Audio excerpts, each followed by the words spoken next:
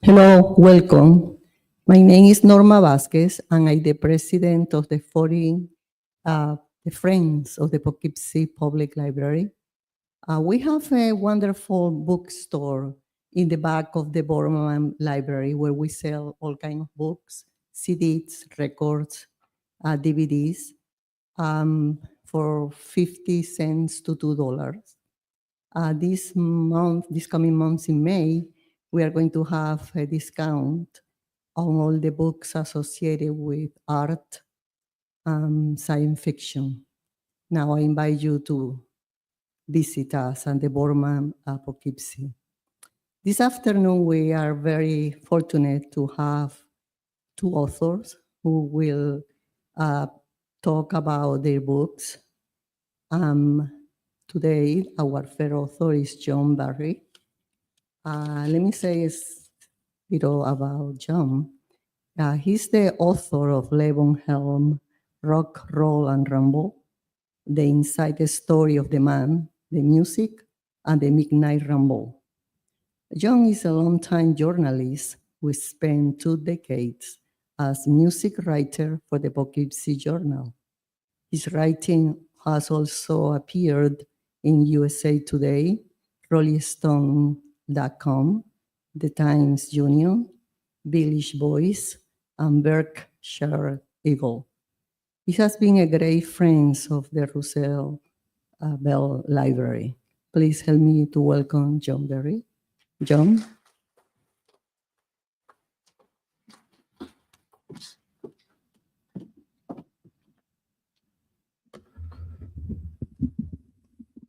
Can everybody hear me okay? Sound good? Well, as you just heard, I wrote for the Poughkeepsie Journal for a good number of years. I was born in the Bronx, raised in Rockland County, and I graduated from SUNY New Paltz in 1893, I like to joke, with a journalism degree. And I spent 18 years, as you heard, started out as the music writer at the Poughkeepsie Journal, and then that turned into covering the arts, in addition, history and tourism. And I always was just so thrilled to come up here to the library. My wife and I just love history, and to be able to have the nation's first presidential library on my beat, and always being so warmly welcomed by Cliff and the team up here was always great. And on a personal note, my father grew up during the Great Depression, one of 8 kids. His parents were off the boat from Ireland in the Bronx, and he also fought in World War II. So the Barry family has a real personal stake in the legacy of FDR, which always makes it very special, is not the right word, but very meaningful to come here, because as I often wrote, I would always include the sentence that FDR guided this nation through what I would consider its 2 greatest crises. So I just wanted to say that. So how many people in here are familiar with the band and Levon Helm? Oh, great. Fantastic. So the night they drove old Dixie down, take a load off Annie, all of that stuff. Well, that has global significance, but Levon would be the first person to tell you, I love Woodstock in the Hudson Valley, in his Turkey Scratch drawl. Yes, he grew up in a place called Turkey Scratch, Arkansas. We're going to get to that in a second. I got to know him while I was writing for the Poughkeepsie Journal. One thing led to another. We hit it off. I got invited to hang around for these things he called the Midnight Rambles. And I was invited in to write about his final chapter. And one part of my talk today is kind of focusing on the links, believe it or not, between Levon Helm and FDR. And if you could just indulge me while I read a little bit here.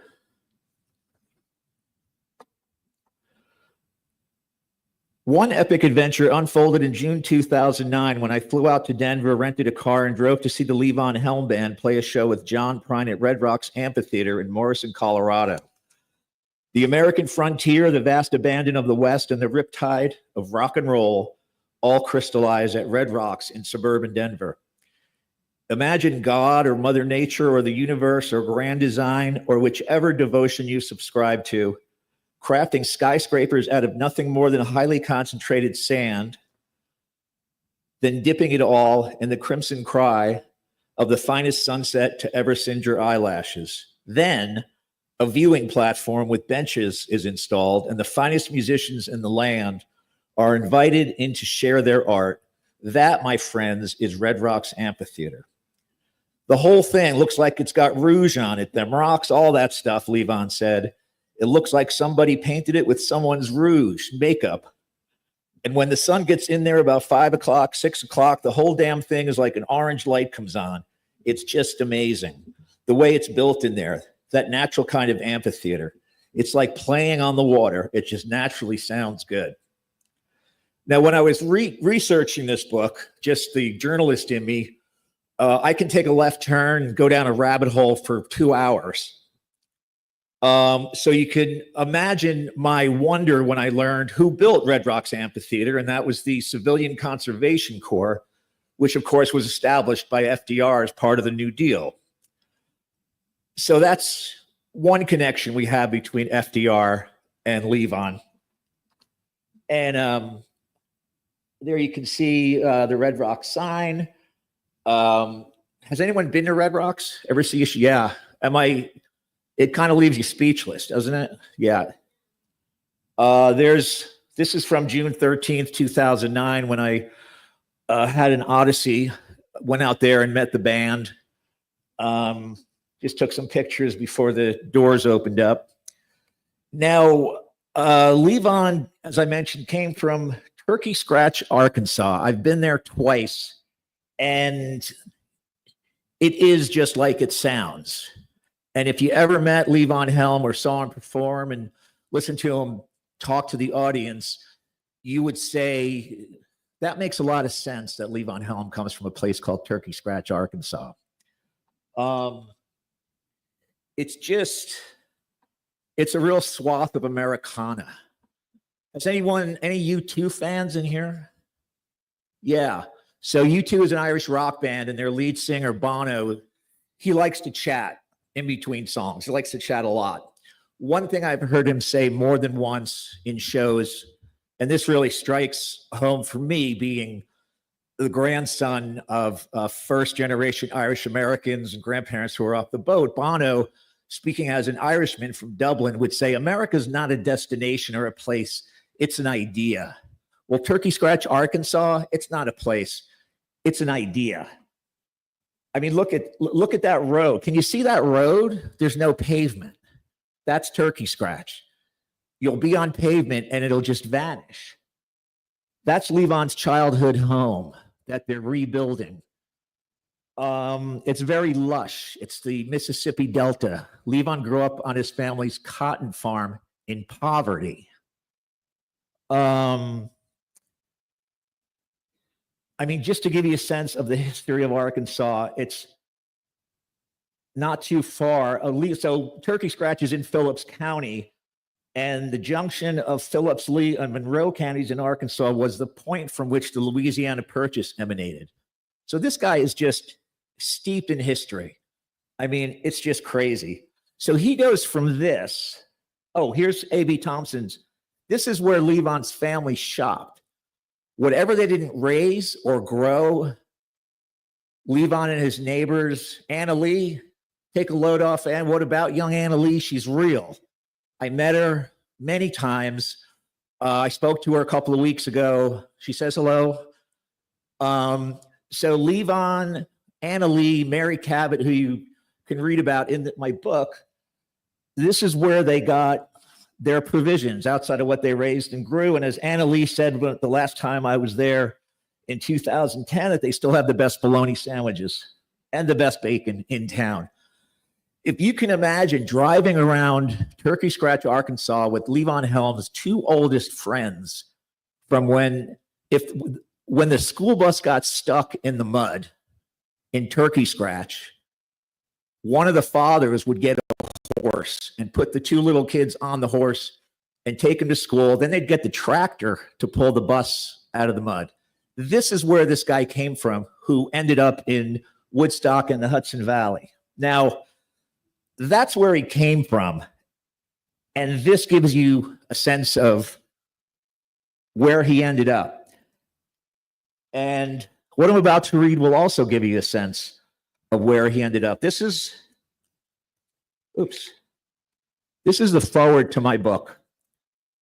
Levon was a friend of mine, and he also played drums. Levon was an incredible musician and singer. I loved playing with him, but he was an even better friend and human being. Peace and love, Ringo.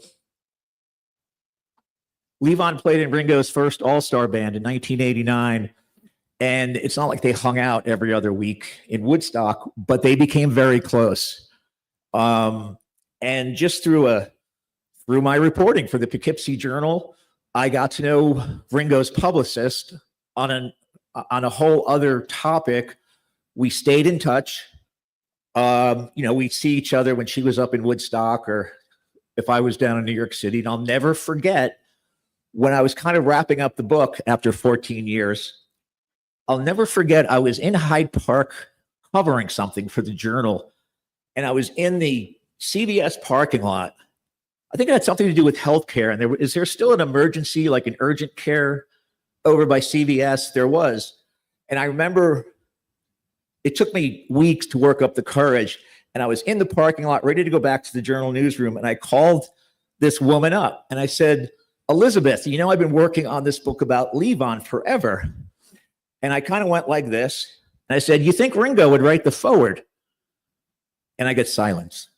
I was like, oh no, I just destroyed my relationship with Ringo's team. And Elizabeth goes, I don't know. I don't know if he does those things. Let me ask. 2.5 weeks later, I get an email with what I just read to you. So Levon goes from Turkey Scratch to playing Radio City Music Hall, playing with Bob Dylan, private jets. Now, let me read this again. How many people are familiar with the Midnight Ramble? So Levon, it really does injustice to try to sum up his singing voice in words and what they mean to the American canon of music. It's not rock and roll. It's not Americana. I still don't know what the band, his band was called The Band. They were all living in Woodstock, backing up Bob Dylan. And one of them would go into the pharmacy or the grocery store and buy something. And someone behind the counter would go, oh, just put it on credit. He's with the band, meaning he's with Bob Dylan's band because they were working with Bob. And that's how they got their name, The Band. So touring the world, epic songs. And then the band breaks up. I can't believe I don't know this. 1976, I think, was the last waltz, their final performance. Years later, Levon gets cancer of the vocal cords. He can't sing, which means he can't make a living singing these songs that he's associated with. As he says in the book, Levon would go and play drums, and people really, sure, we'll go see Levon play drums, but we want to hear him sing. But he wasn't singing. And as he said, the club owners would be like, how about a few of the old ones, which he couldn't sing. So he fell into despair. This guy who was flying private jets and limousines and Madison Square Garden, filed for bankruptcy multiple times, buried with healthcare bills, as we all can be. And here comes the bank for Levon Helm Studios, where Keith Richards, Muddy Waters, all recorded. So, and this is just the kind of guy Levon was, the folksy guy from Turkey Scratch. He said, well, if I'm going to lose my home, let's go out with a bang. Most people would say, let's find a better attorney. Where's my accountant? He goes, let's have a tear him down night or two and go out with a bang. So he started throwing these house parties with a very modest band. And as he is quoted in the book, he said, then people wanted to come and start paying to get in. That turned into the Midnight Ramble. That saved Levon Helm from destitution. Excuse me.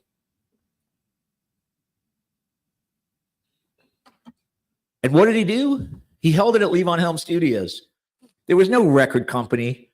Not only was there no budget, but the wolves were out the door. I mean, he was days away from Levon Helm Studios, right in Woodstock, 160 Blockman Lane, being auctioned off on the steps of the Ulster County Courthouse. The guy who was flying in private jets. So this evolves into the Midnight Ramble, which not only saved him financially, but gave him a triumphant final chapter. And, a lot of times people will say, oh, what did you talk about on your 3-hour car rides with Levon or in the tour bus, between Chicago and Columbus, Ohio, like the band or Bob Dylan? And I would say, no, tractors, college football, Cracker Jacks, his mother's cooking on Thanksgiving. His mother would go outside and the family dog would be there, and there'd be a bunch of chickens. Levon's mother, Nell, would point at that chicken. The dog would go, get the chicken ready for dinner. And she'd point over there. And that was, dinner. That's how they lived. So Levon finds this triumph. And I think that brings us to another similarity with FDR, because this isn't a story about rock and roll and selling records and concerts and fans and groupies. No way.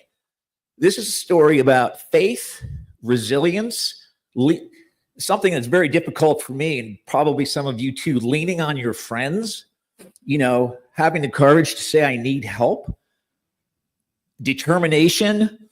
And those are certainly, not leaning on your friends, but determination, resilience, faith. Those are all things I associate with FDR. Contracting polio, getting this country out of the Depression, leading us through World War II. I mean, there's a lot of similarities between the guy from Turkey Scratch and the guy from Hyde Park. Now,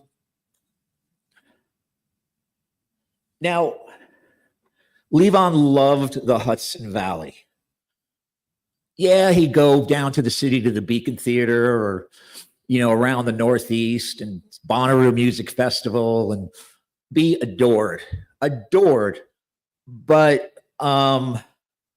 there's a great quote I've always loved of FDR's, and just bear with me here.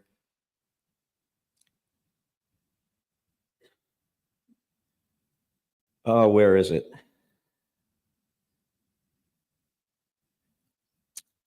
All that is within me cries out to go back to my home on the Hudson River. I've always loved that quote from FDR. I always just pictured him in Washington, buried with memos and people around him handing him things to read. And I could hear that coming out of Levon's voice too. When we would drive down I was blessed to drive just about everywhere with him in the Northeast. We would drive down to the Beacon Theater. If showtime was 8 o'clock or 8:10, we'd get there at about 5 to 8. The band would have been there since about 10 a.m. Levon would literally go to his dressing room, change his shirt, walk out on stage, final encore. There'd be sushi waiting for us in the SUV. He wouldn't have the meet and greet. He wanted to get home to the Hudson Valley. He wanted to get home to his wife, Sandy, his dog, Muddy, his dog, Lucy. And no matter how old his other dogs were, he'd always call them the puppies. And this is a great example. Anyone been to these? Hill Farm. It's now the Hudson Valley Farm Hub in Hurley, across the river where I live. 209 Stone Ridge, kind of just due south of Kingston. These were free concerts. So these were always on a Sunday. We would say these were in October. Levon would say these were in harvest time. He didn't think of October or September. He thought planting time and harvest time. Levon didn't say somebody was buried after they died. He would say they were planted. I mean, that's no joke. That's how he talked, which he had a really unique perspective on the world. So they would set up a tent, as you can see. There's Levon playing the mandolin, which he played along with the drums and sang. Behind him is Larry Campbell, who played in Bob Dylan's band for 8 years.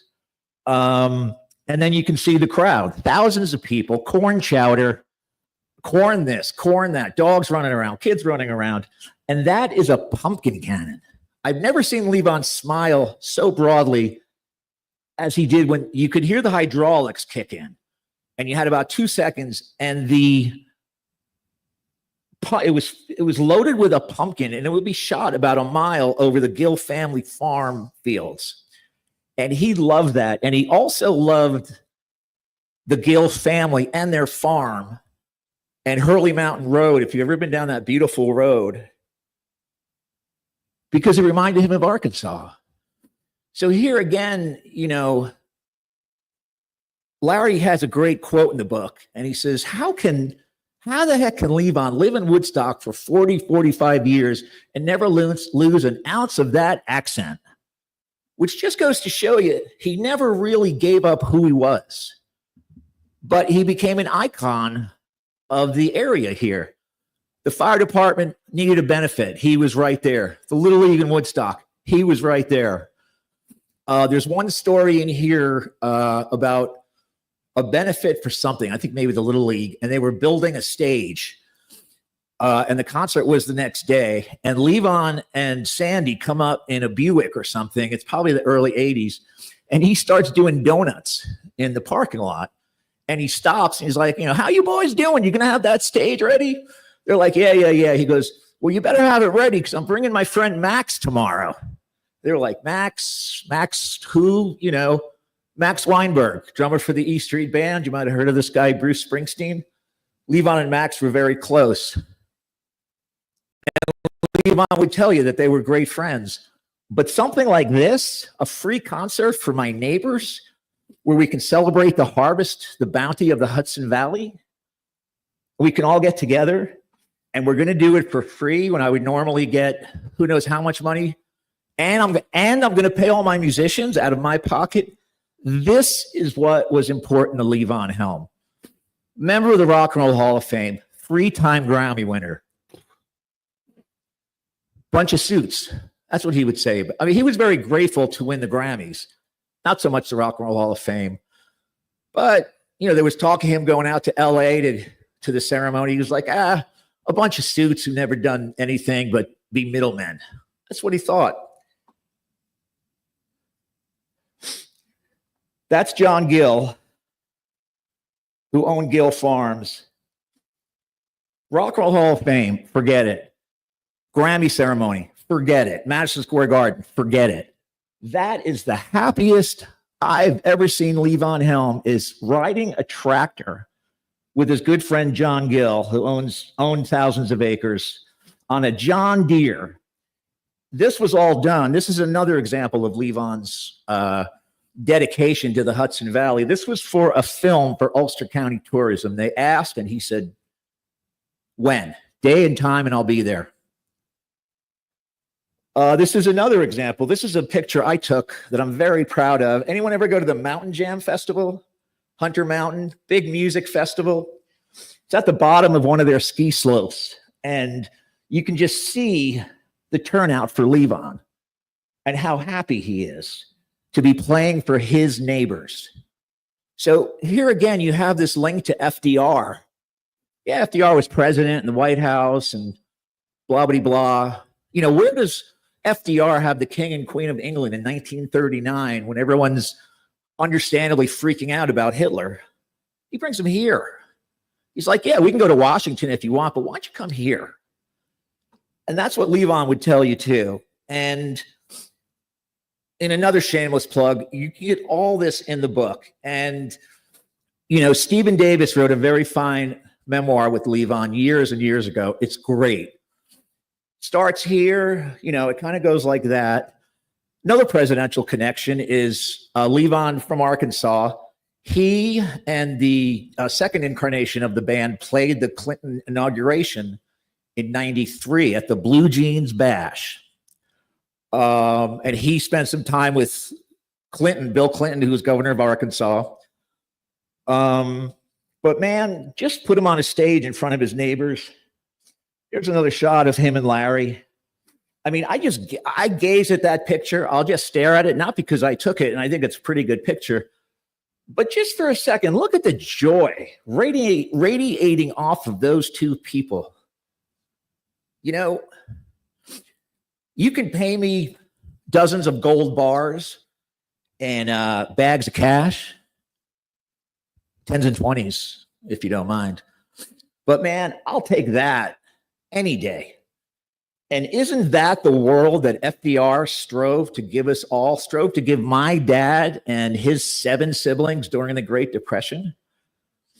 You know, I would very easily say that that is the world that FDR really worked to give us all, where people are smiling like that.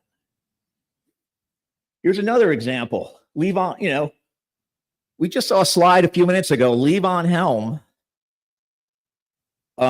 Radio City Music Hall with Willie Nelson.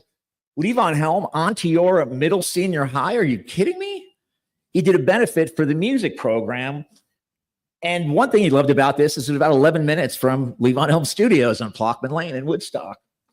Sold out show, $5,000. And he just, you know, loved kids and loved aspiring musicians and sharing what he had. Levon was a big give guy. We have so many people who are take in our worlds. Give. One of Levon's proudest achievements was being recognized as the Cultural Business of the Year. I don't remember the year, by the Ulster County Chamber of Commerce. And he told his manager, Barbara O'Brien, he said, now I've made it. I joined the Ulster County Chamber, and he put the sticker right on the main door into his garage where everyone would go to the potluck table and the merch table. He said, now when you get recognized by your local Chamber of Commerce, now I've made it. Now I've made it. I mean, one of a kind, just like FDR. And there was a wonderful time where that thank you sign was on Route 28. And I'm glad I got a picture of it because I think someone vandalized it. And that's just some more gibberish about me.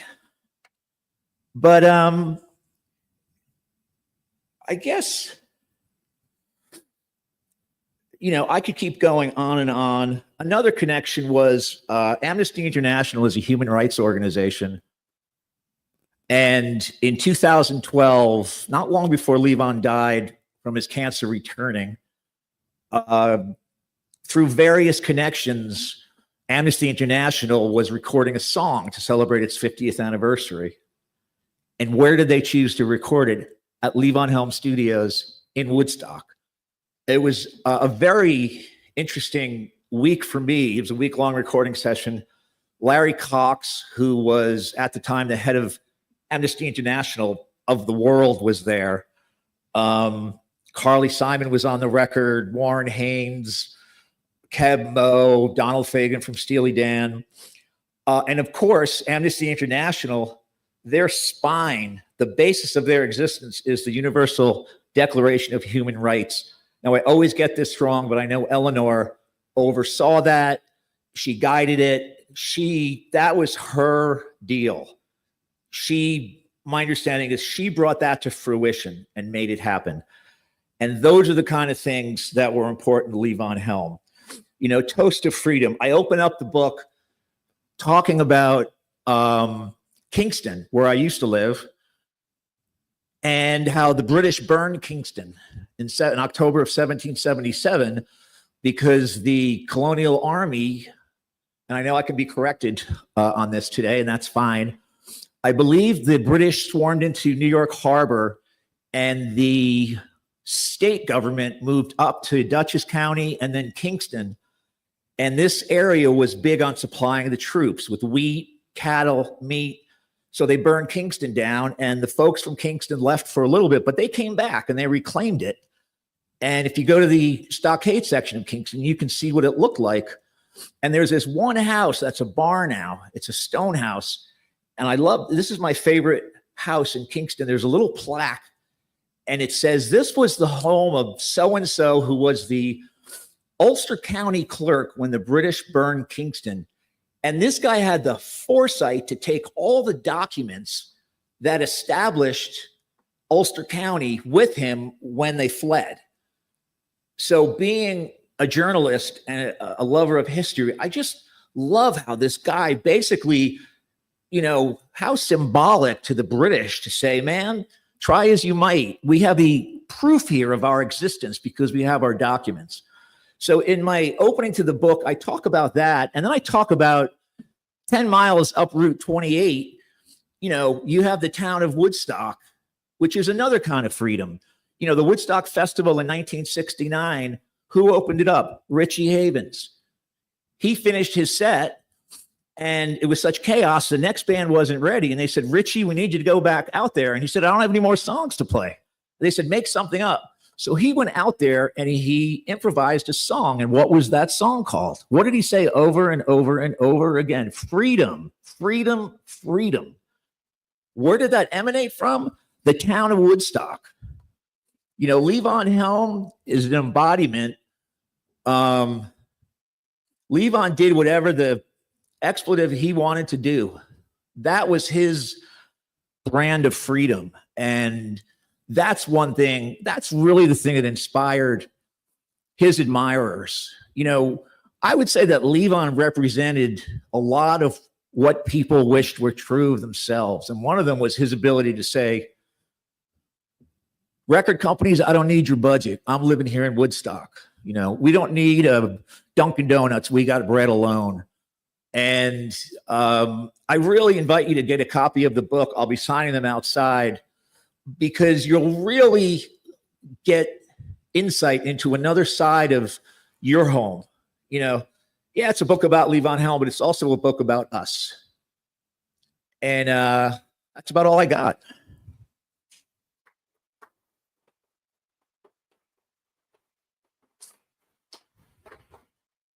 Sure. How did he get from top-notch recording star and leader of the band to near bankruptcy? Well, you know, let's be honest with ourselves, and Levon would be the first to admit that, you know, rock stars have certain habits that aren't conducive to saving money in bank accounts. You know, you get paid 80 grand for a night's work, and Levon would be down the next morning buying a new Corvette. So, you know, let's call a spade, but you know, he was living that lifestyle, but he was still getting royalties from the band. So he wasn't quite destitute. He wasn't as rich as he could have been. But when he got cancer of the vocal cords and he couldn't sing, he couldn't go out and make the kind of money he was making, because people wanted to, the club owners who were cutting his checks, they'd want to hear The Night They Drove Old Dixie Down. You know, he could barely muster a whisper. It was brutal. He underwent chemo. If you watch Shooter, the movie Shooter, he's in Shooter for about 6 minutes and he steals the whole movie. But he had just had chemo, and you can see his face has shrunk and his hair and his head shrunk. And, you know, he went through a lot. And that was really what put him behind the 8 ball with foreclosure and bankruptcy, was not being able to get those big gigs because of the cancer. You're welcome.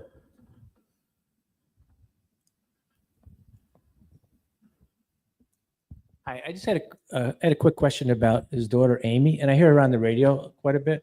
Is she continuing his legacy? She sure is. So Levon Helm Studios, where Levon held the Ramble, which the bank almost took. When Levon passed in 2012, Amy took the helm, forgive the pun, and turn Levon Helm Studios into a viable music venue that is sold out weekend after weekend after weekend. And she's bringing in all kinds of cutting edge and indie up and coming bands. And Phil Lesh of the Grateful Dead, who just passed, his son plays there frequently. She has done a fine job of keeping that legacy going, for sure. And you can go to levonhelm.com and just see what a bang up job Amy's doing while maintaining her own career. She just put out a new record. Anyone else? Come on. I know you're dying to ask more questions. All right. How about a final round of applause for John Barry? One more? Oh, we got one more? Did he keep up relations with other members of the band? Everybody but Robbie Robertson. Rick Danko, Garth Hudson, Richard Manuel, they kept performing together without Robertson. They were all thick as thieves, especially Levon and Rick. And there was, as many of you know, tremendous animosity between Robbie Robertson and the rest of the band based on songwriting credits and songwriting royalties. And, hanging out with Levon for 8 years and traveling and spending time at Levon Helm Studios, I got, obviously a biased view of Robbie Robertson. But I'll tell you one thing that happened when Levon was in his final days. And, the end was at hand. And Robbie came out. You can look this up. I won't go into details because it just breaks it doesn't break my heart. It makes me angry. Robbie Robertson said something in Levon's final days that I know for a fact was a blatant lie. And that's when I just, not that I didn't believe Levon, but I kind of took it with a grain of salt until this thing happened. Look it up, what Robbie said about Levon when he was dying. And that, I guarantee you, is an accurate description of Robbie Robertson. Okay, so we're leaving you with homework. So please join us out in the lobby for a book signing, and we'll finish up with our final talk at the top of the hour. Please come back, and we'll see you soon. Thank you so much.